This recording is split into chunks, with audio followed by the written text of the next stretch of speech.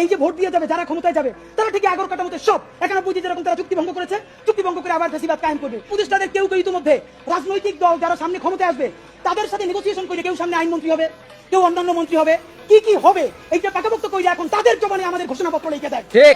এখন সেই ক্ষমতায় যারা আসবে সেই দলের মুখপাত্র হয়ে তারা এই সরকারের মধ্যে কাজ করে। আপনি কিছু বিপ্লবী সিদ্ধান্ত নেন, সেই বিপ্লবী সিদ্ধান্তের মধ্যে আপনি এক নম্বরে বলেন যে এই যদি ক্ষমতায় আসবে ওয়াদা করতে হবে 72-এর সংবিধানকে বাতিল করতে হবে।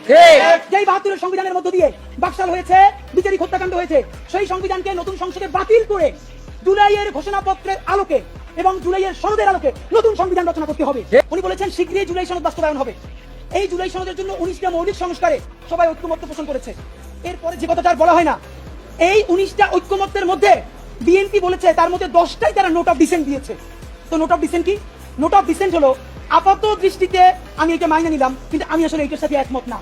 তাহলে বিএনপি এই 19টার মধ্যে যেই 10টা নোট অফ ডিসেন্ট দিছে সেই 10টাই তো মোস্ট সিগনিফিকেন্ট জায়গা। ঠিক। তাহলে বিএনপি সরকার গঠন করার পরে এর একটাও যদি বাস্তবায়ন না করে তাহলে আমরা কেন বিএনপিকে ধরবো বলেন? মানে আইনি বাধ্যবাধকতা কোথায়? বিএনপি তো তখন বলবে কেন ভাই, আমি তো বলেই দিয়েছি স্বাক্ষর করার সময় যেখানে আমার দ্বিমত আছে, এখন আমি এটা পারতেছি না বাস্তবতায়। মজার ব্যাপার বলি, সরকারের কয়েক জায়গায় জিজ্ঞেস করেছি বলেন তো 19টা মৌলিক সংস্কারের মধ্যে আপনাদের কাছে একটা মোস্ট সিগনিফিকেন্ট কোনটা? তারা বলেছে সংসদের উচ্চকক্ষে পিআর ব্যবস্থা আনুপাতিক হারে।